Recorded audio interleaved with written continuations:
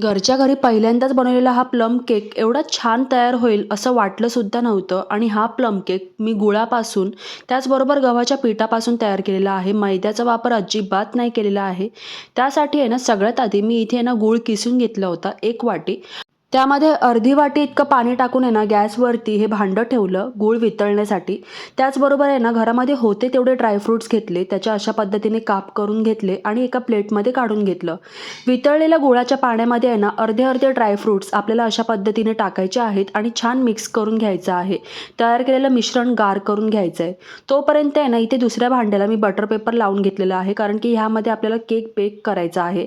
एक मोसंबी होती घरामध्ये, त्याची साल अशा पद्धतीने थंड झालेल्या मिश्रणामध्ये टाकली. त्याचबरोबर मोसंबीचा ज्यूससुद्धा काढून घेतला आणि गाळून घेतला. आता हा ज्यूससुद्धा आपल्याला त्या मिश्रणात टाकायचा आहे. त्याचबरोबर 2 चमचे मी इथे तेल टाकलेलं आहे. 1 वाटी गव्हाचं पीठ घ्यायचं आहे आपल्याला आणि ते सुद्धा थोडं थोडं करत ह्यामध्ये मिक्स करायचं आहे आणि छान असं फेटून घ्यायचं आहे. अशा पद्धतीने हे मिश्रण तयार होतं. चिमूटभर मीठ, त्याचबरोबर 1 चमचा इतकं मी बेकिंग सोडा ह्याच्यामध्ये टाकलेला आहे आणि पुन्हा सगळं छान फेटून घेतलेलं आहे. बटर पेपर लावलेल्या भांड्यामध्ये हे मिश्रण काढून घेतलं. उरलेले ड्रायफ्रूट्स अशा पद्धतीने पसरवून घेतले आणि हलकंसं टॅप करून घेतलं. प्रीहीट केलेल्या भांड्यामध्ये हे मिश्रण ठेवून 30 ते 35 मिनटं छान असं बेक करून घेतलं आणि 30 ते 35 मिनटानंतर बघू शकता इथे आपला हा प्लम केक तयार झालेला आहे. भांडं छान गार होऊ द्यायचं. त्यानंतर आहे ना, त्याचा बटर पेपर अशा पद्धतीने काढून घ्यायचं.